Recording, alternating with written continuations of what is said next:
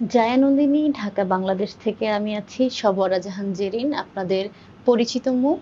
আজকে আমরা আমাদের সাধারণের ইতিকথায় একজন নতুন অতিথিকে নিয়ে এসেছি, যার ব্যক্তিগত জীবন, যার হচ্ছে চাকরি জীবন সবকিছু সম্পর্কে আমরা জানবো। তার নাম হচ্ছে রহিসুল ইসলাম নয়ন। নয়ন ভাই, কেমন আছেন আপনি? আছি ভালো, আপনি ভালো আছেন? জি, আলহামদুলিল্লাহ। আপনি কতদিন হচ্ছে এই পেশায় যুক্ত আছেন? আমি 1 বছর হয়েছে। 1 বছর। আপনার যুক্ত হয়েছি। বাড়ি কোথায়? আমার বাড়ি ফরিদপুর। ফরিদপুর। ফরিদপুর থেকে ঢাকাতে এসে এই পেশায় যুক্ত হওয়ার আমরা হচ্ছে এই গল্পটা শুনবো একটু। আমার গল্প হচ্ছে, আমি ছোটবেলায় আমার বাবা মারা গেছে, তারপরে কত বছর বয়সে হতে পারে? তখন 15 থেকে 16 বছর বয়স। আচ্ছা। তখন মারা গেছে, আমি তখন খুব ছোট। তখন আমার বাবা মারা যাওয়ার পর আমি স্কুলে ভর্তি হয়েছি। স্কুলে ভর্তি হওয়ার পর 5 পর্যন্ত পড়ছি। তাই বাপ হলো মাথার বট গাছ, এ যদি না থাকে তাহলে মনে করেন কি সব জিনিস তো হয় না, বাইরে তো সব জিনিস পূরণ করে না। তখন আমি চিন্তা করলাম যে পড়াশোনা আমি ছাইড়ে দিই। তারপরে পড়াশোনা ছাইড়ে দিলাম, 5 পর্যন্ত পড়ছি। পড়ার পরে 5 পরীক্ষা দিছি। পরীক্ষা দেওয়ার পর 5 এক সাবজেক্টে ফেল গেছি। ফেল যাওয়ার পর আমি পড়াশোনা বাদ দিয়েছি। বাদ দেওয়ার পর কৃষি কাজ করছি। তারপরে করার পরে ঢাকায় আইছি। ঢাকায় আমার এক বোনাই থাকে, তার কাছে আইছি। ওনতে হে আবার আমার সিকিউরিটি চাকরি দিয়েছে। তাই 1 বছর ধরে সিকিউরিটি চাকরি করতেছে। আচ্ছা, আপনারা ভাই বোন কয়জন ছিলেন? আমরা 4 ভাই 3 বোন। আপনি কয় নাম্বার? আমি সবাই ছোট। আচ্ছা, আপনার মা কি এখনো জীবিত আছেন? জি, আমার মা এখনো জীবিত আছে।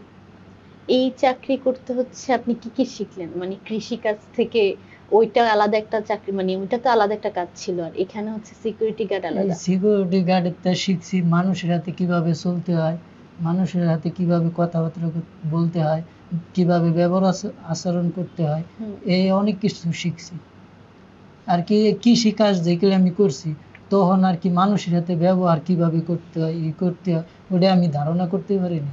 যখন আমি এই সিকিউরিটি চাকরিতে আসছি, তখন আমি আস্তে আস্তে মানুষের কাছ থেকে কথাবার্তা শিখছি। তারপরে মানুষের কিভাবে চলে সেইভাবে চলছি। আগে আমি কথা বলতে পারতাম না। এই সিকিউরিটিতে আসার পরে আমি মানুষের হাতে চললে, কথাবার্তা বললে, তারা মানুষের কাছ থেকে কথাবার্তা শিখছি। আচ্ছা, আপনার হচ্ছে মানে বাবার, আপনি তো বললেন যে আপনার ছোট বয়সে বাবা মারা গেলেন। বাবার সাথে এরকম কোনো স্মৃতি আছে যেটা আপনার এখনো চিন্তা করলে অনেক ভালো লাগে? কিংবা এমন কোনো স্মৃতি যেটা অ্যাকচুয়ালি আপনার মনে পড়লে অনেক কষ্ট হয় যে না, বাবা থাকলে হয়তো এরকমটা পরিবর্তন হইতো, এরকমটা হতো না, এরকম কিছু? না, এরকম কিছু না, কিন্তু আমার একটাই কষ্ট রয়ে গেল যে বাবা ছোটবেলায় মারা গেছে, তখন আমি ঠিক মতো বাবাকে ভালোভাবে ডাকও দিতে পারিনি। কিন্তু এই কষ্টটা রয়ে গেছে। তারপরেও এই কষ্টটা আমার এখন আর ততটাই লাগে না, যে যা হবার তা তো হয়েই গেছে। তার মানে আপনি হচ্ছে যখন কথা বলা শুরু করছেন তখন আপনার বাবা ছিল না? ছিল না, আমার বয়স তখন 15-16 মাস? হয় অমনি। তখন হচ্ছে, আচ্ছা, আপনার হচ্ছে ক্লাস 5 পর্যন্ত পড়লেন। এরকম কখনো ছিল যে মানে আমি বড় হয়ে এটা শিক্ষক হব কিংবা অন্য কোনো চাকরি করবো, এরকম কিছু ছিল? এরকম ইচ্ছে ছিল, কিন্তু ইচ্ছেটা আমি পূরণ করতে পারিনি। কি ইচ্ছা ছিল? ইচ্ছে ছিল যে পড়াশোনা করে কোনো চাকরি করব। কোম্পানি, সরকারি চাকরি করার ইচ্ছে ছিল না যে কোনো কোম্পানি চাকরি করব, কারণ আমি গরিব মানুষ, আমার কাছে তো অত টাকা নাই যে আমি সরকারি চাকরি করব। তো আমার ইচ্ছে ছিল, কিন্তু ইচ্ছেটা আমি পূরণ করতে পারিনি। কারণ এই যে পড়াশোনা করে দেশে আবার কিছু কাজও করা লাগে, কারণ বাপ নাই যেহেতু, বাইরে তো আর সব সময় দেখে না। জি। তা আপনি হচ্ছে নয়ন ভাই বিবাহিত? না, আমি অবিবাহিত, আমি তো বিয়ে শাদী করিনি। আচ্ছা, আপনার হচ্ছে যেহেতু আপনার নিজের কিছু ইচ্ছা ছিল যে ভালো করে পড়াশোনা করে ভালো করে চাকরি করা, আপনার হচ্ছে ভবিষ্যতে যখন বিয়ে করবেন, সন্তান হবে, তখন তাদেরকে নিজের ইচ্ছাটা পূরণ করার, মানে নিজের যে ইচ্ছাগুলো ছিল সেটা তাদের দিয়ে পূরণ করার কোনো ইচ্ছা আছে এখন? ইচ্ছা আছে, যদি আল্লাহ করতে দেয়, সামর্থ্য দেয়, তাহলে করব, চেষ্টা করব। জি। পারি বা না পারি এটা পরের সাবজেক্ট, কিন্তু চেষ্টা করবেন? চেষ্টা করব। আচ্ছা, আপনি হচ্ছে এই সিকিউরিটি গার্ডে 1 বছর ধরে আছেন। এই 1 বছর সময়কালীন হচ্ছে এমন কোনো পরিস্থিতির শিকার হলেন যেটা আপনি বুঝতে পারেননি, কিন্তু আপনার সামনে যারা ছিল, আপনার হচ্ছে যাদের হয়ে কাজ করছেন, তারা আপনাকে এমন কিছু বলে ফেললো, বকা দিল কোনো কারণে, কিন্তু আপনি বুঝতে পারেননি, এরকম কোনো? না, এরকম কোনোই না, বকা দিছে, আমারে বলছে অনেক কিছু, কিন্তু ওটা সামনাসামনি বলছে। অগোচরে কিছু বলে না। আপনি যেহেতু নয়ন ভাই আগে হচ্ছে কৃষি কাজ করতেন হুম। আর এখন হচ্ছে সিকিউরিটি গার্ডের কাজ করতেছেন, তো কৃষি কাজটা তো আপনার এরকম ছিল যে সেখানে আপনার কাউকে হচ্ছে কোনো নিয়ম বাধা ধরা ছিল না, জি না, তাই না? কোনো আপনার যখন ইচ্ছা মন ভালো লাগতো করতেন।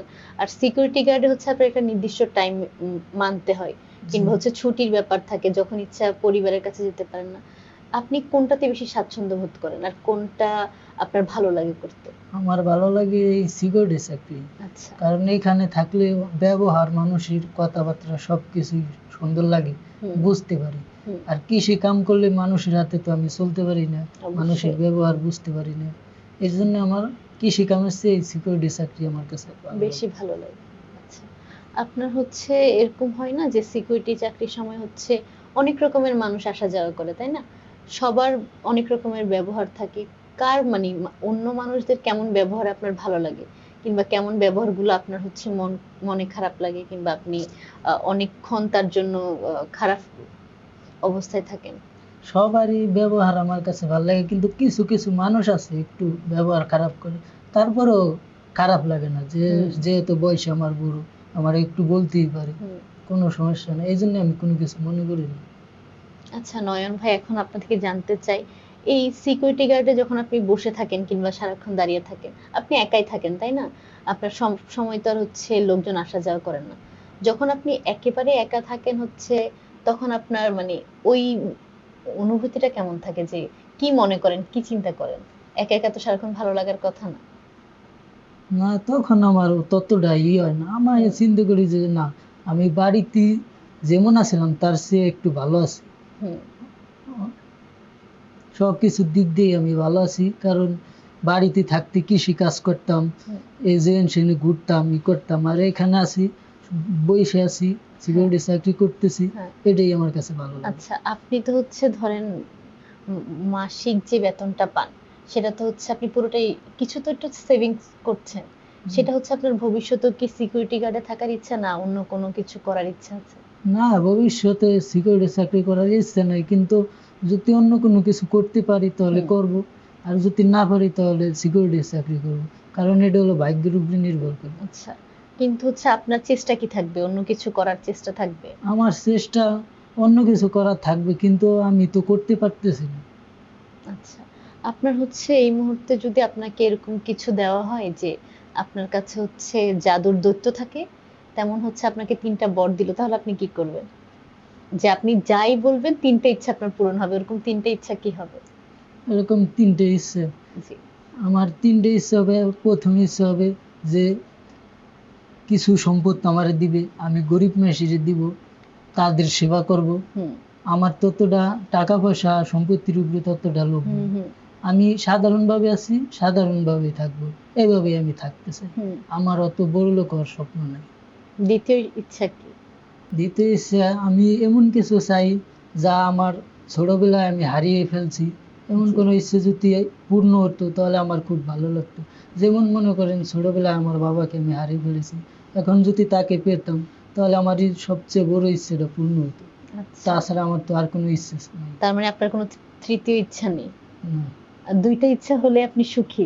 দুইটাই ইচ্ছে। আচ্ছা, তাহলে হচ্ছে নয়ন ভাই, আপনাকে জিজ্ঞেস করি যে আপনি যে এখানে থাকেন, রান্না বান্না, বাজার, এগুলা কি আপনি নিজে করেন, না আপনাদের, আপনি যেই কোম্পানি থেকে কাজ করেন সেখান থেকে দেওয়া হয়? না, আমি নিজে করি না, আমরা যে কোম্পানিতে চাকরি করি জি। ওই কোম্পানি থেকে দেয়। ও দেখা যায় 2 বেলা খাবার দেয়, 1 বেলা হুম। নিজে আর কি হোটেলে খাই। আচ্ছা। সকালবেলা তো খাবার দেয় না, কারণ ঢাকা শহরে সকালবেলা নাস্তা এটা দেয় না, হুম। নিজেরই খাওয়া লাগে। তার মানে আপনাকে ২ বেলার খাবার কোম্পানি থেকেই দেয়।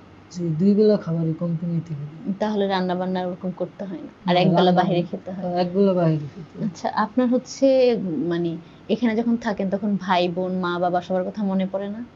মনে পড়ে, কিন্তু পড়লি তো কিছু করার নেই, যে হুম। আমি আসছি চাকরি করার জন্য, দেখা যায় 3 মাস 4 মাস চাকরি করলাম, তারপর ছুটিতে বাড়ি গেলাম, 4 দিন 5 দিন থাকলাম, আবার আসলাম, হুম।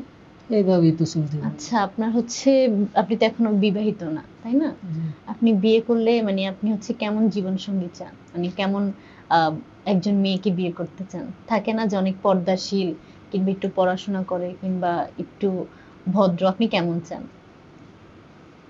আমি ভদ্র টাইপের চাই, হুম। পড়াশোনা ততটা থাক বা না থাক, এমন চাই না, কিন্তু একটু ভদ্র টাইপের চাই, কারণ আমি তো পড়াশোনা ততটা করি না। হুম। পড়াশোনা করলে শিক্ষিত থাকলে হয়তো আমার কথা বুঝবে না, আমি তার কথা বুঝবো না, এরকম আমি চাই না। আমি চাই যে আমি যেটা বলবো সেটা সে যেন বুঝে, হুম। আর সে যেটা বলবে আমি যেন সেটা বুঝি, এটা এরকম ভালো আমি চাই। কথা। হ্যাঁ, এই তো হচ্ছে আপনি ঢাকায় ১ বছর, তাই না? জি ১ বছরের মধ্যে দেশের প্রতি তো আপনার একটা অনেক কিছু আমাদের পরিবর্তন হয়ে গেল, তাই না? আপনিও দেখেছেন নিশ্চয়। জি দেখেছি। আপনাকে যদি মানে বলা হতো যে আপনি দেশের জন্য কিছু করবেন, তাহলে আপনি দেশের জন্য কি করতে চান? দেশের জন্য আমি করতে চাই, অনেক কিছুই করতে চাই, কিন্তু অবশ্যই। আমি তো অনেক কিছু করতে পারবো না, কারণ আমার ততটা সম্পদ নাই। আমি চাই দেশে গরিব মানুষ যারা না খেয়ে থাকে, অনেক মানুষ আছে একবেলা খায় একবেলা খায় না, তাদের জন্য আমি কিছু খাবার জোগাড় করতে, কিন্তু জোগাড় করতে চাই, কিন্তু সেটা তো আমি করতে পারি না, পারি না। কারণ আমার ততটা সমর্থন নেই। যদি অবশ্যই। থাকতো তাহলে আমি অবশ্যই তাদেরকে দিতাম। আপনি হচ্ছে দেশের থেকে দারিদ্রটা হচ্ছে মুক্ত করতে চান, তাই জি তো? আমি দেশে থেকে দারিদ্র্যটাই মুক্ত করতে চাই। আচ্ছা। নয়ন ভাই, আপনার সাথে হচ্ছে কথা বলে অনেক ভালো লাগলো। জায়ানন্দিনীর পুরো পরিবারের পক্ষ থেকে আপনাকে অনেক, অনেক ধন্যবাদ। ধন্যবাদ আপনাকে। ধন্যবাদ। জায়ানন্দিনীর আজকের পর্ব ছিল হচ্ছে নয়ন ভাইয়ের সাথে। তার নিজের ব্যাপার, পরিবারের ব্যাপার, দেশের জন্য আমরা অনেক কিছু শুনলাম। আমরা তার ২ টা ইচ্ছা শুনলাম। আ তার ইচ্ছা খুব বেশি বড় না, খুবই সামান্য। আমার মনে হয় যে আমাদের ইচ্ছাগুলো যখন অনেক ক্ষুদ্র হয়, তখন আমরা অনেক বেশি সুখী মানুষ থাকতে পারি, হতে পারি। আমাদের নয়ন ভাই খুবই সুখী একজন মানুষ। জায়ানন্দিনীর আগামী পর্বে আপনাদের সাথে আবার দেখা হবে। ধন্যবাদ সবাইকে।